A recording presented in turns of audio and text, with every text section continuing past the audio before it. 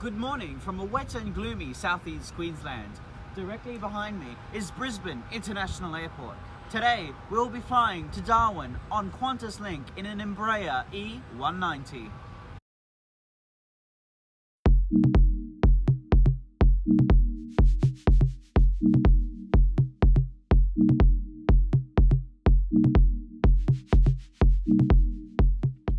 With the weather today being incredibly British, I made my way swiftly to the nearest undercover pathway in order to escape the rain. Yesterday evening, I checked in at the Ibis Hotel here at Brisbane Airport, which conveniently is roughly a 10-minute walk from the terminal and is fairly easy to get to. All you have to do is follow the signs displayed above.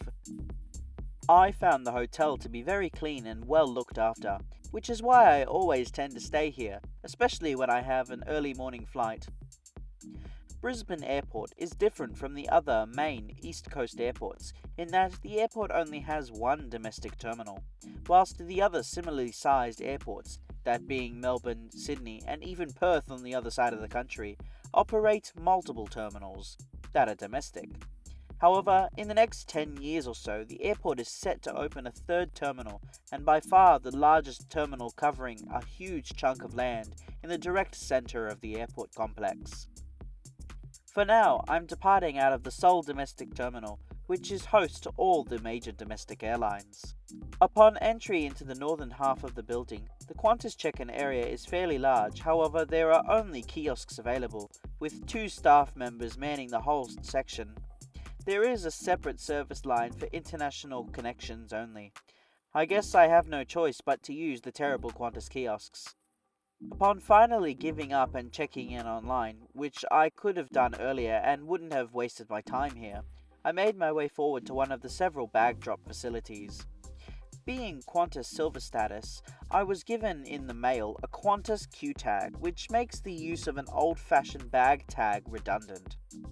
Once my bag was sent on its way, I made my way towards security, which is conveniently not that far away.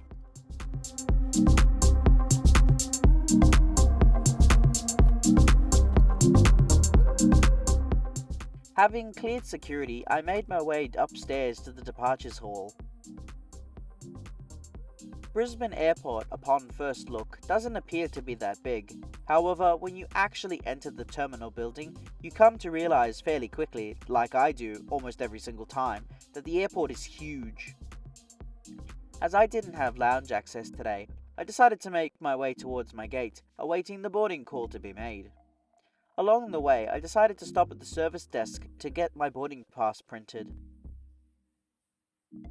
Upon arriving at the gate, I glanced outside to the window to spot the aircraft that'll be flying me northwest, which today is an Embraer E190-100AR, registered as Victor Hotel X-Ray Victor Papa. She was built in Brazil in December 2007, being delivered initially to US Airways before moving to American in 2015 under November 953 Uniform Whiskey. In September 2022, she was cancelled from her American registration and delivered to Alliance Airlines, being painted in Qantas' Silveroo livery, making this aircraft 17 years old. Soon the boarding call was made and I proceeded out to my aircraft at gate 27.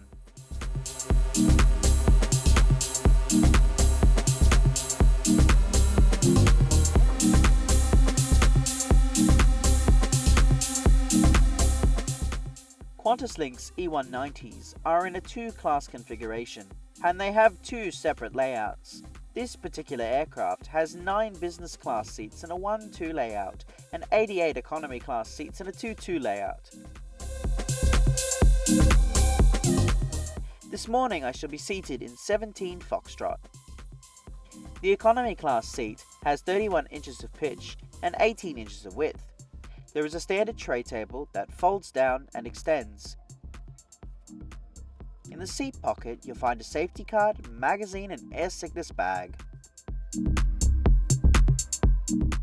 Above are individual reading lights, air vents, and a flight attendant call button.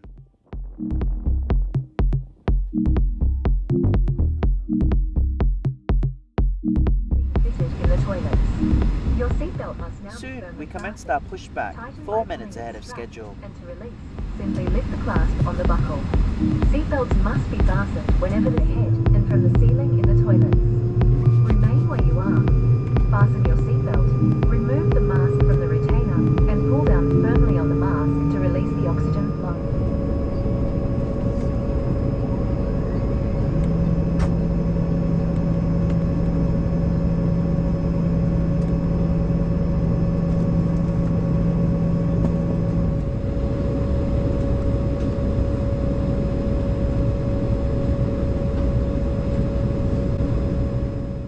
We taxied to runway 19 right via Charlie 3 Bravo Yankee Sierra Sierra 2 and Tango 2. Now please enjoy this unedited takeoff.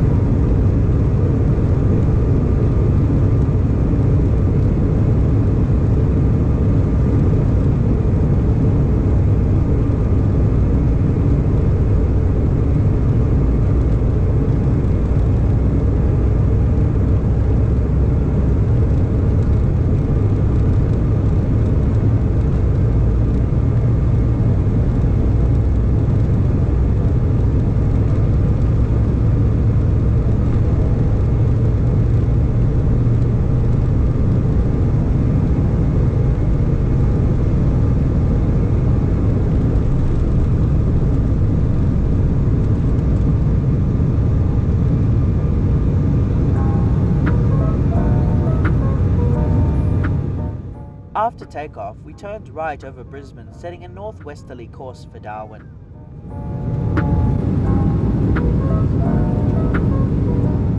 Flight time today is 3 hours and 49 minutes, covering a distance of 1,771 miles or 2,850 kilometers, cruising at 34,000 feet. Immediately after takeoff, and during our initial right-hand turn, we flew directly over Brisbane CBD, giving me this a once-in-a-lifetime view of the city.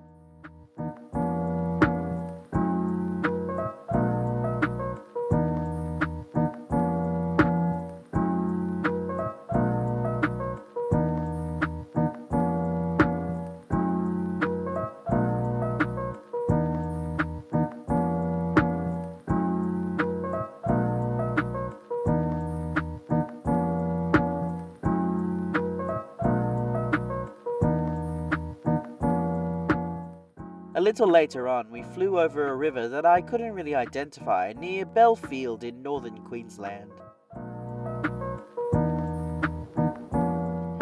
Soon, the crew commenced the in-flight service, and today we were served breakfast and a selection of drinks. I asked for orange juice, and alongside the main dish was a small muffin, which are among my favourite breakfast meal.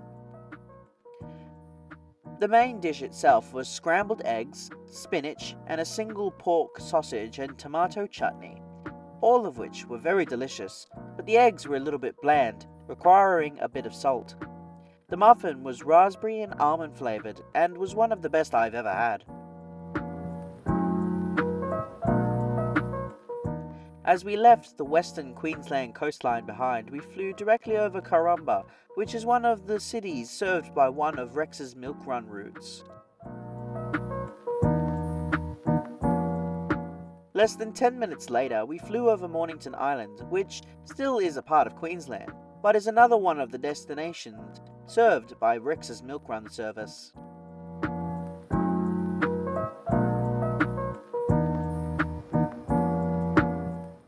On board the aircraft are 3 bathrooms, 1 for business and 2 for economy at the rear. Inside is everything you'd typically expect to find, including a baby changing station and the Qantas branded hand soap.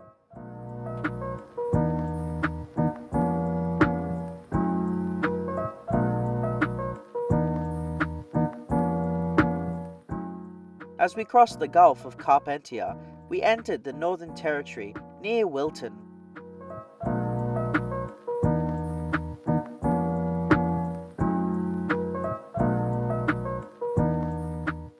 Just prior to descent, the cabin crew handed out Lindt chocolate balls to all, which was a very nice touch.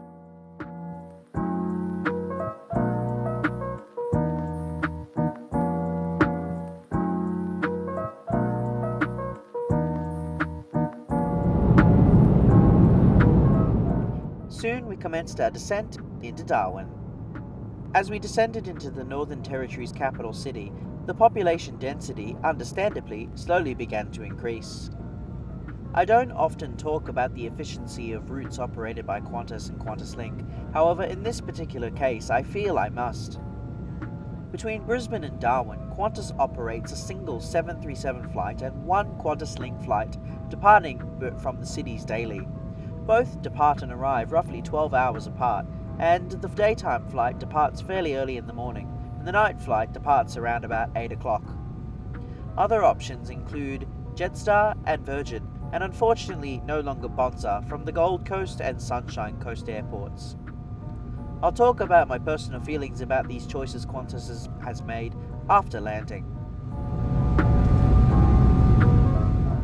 Now please enjoy this unedited landing.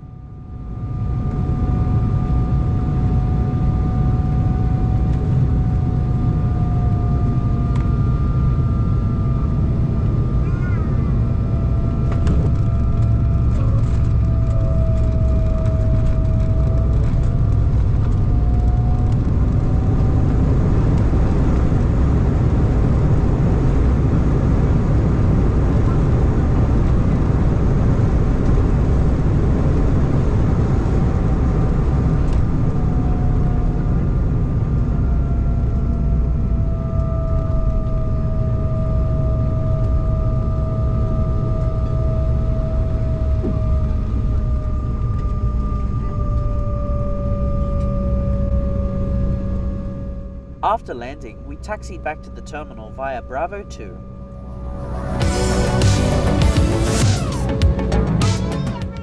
We pulled into Gate 1 7 minutes ahead of schedule. As I stepped off the aircraft, reliving the memories of when I first flew to Darwin nearly 2 years ago previously, my attention was drawn away from QantasLink and towards retrieving my bag. Going back to what I was saying previously about the efficiency of the aircraft choice Qantas has made, I personally believe that this route should be served by a minimum 2 daily 737 flights, as the entire aircraft was full, and there would have been more on board if the aircraft was larger. Qantas has recently cut back the aircraft that have been flying into Darwin. There used to be A330s from Melbourne and Sydney, even a 787.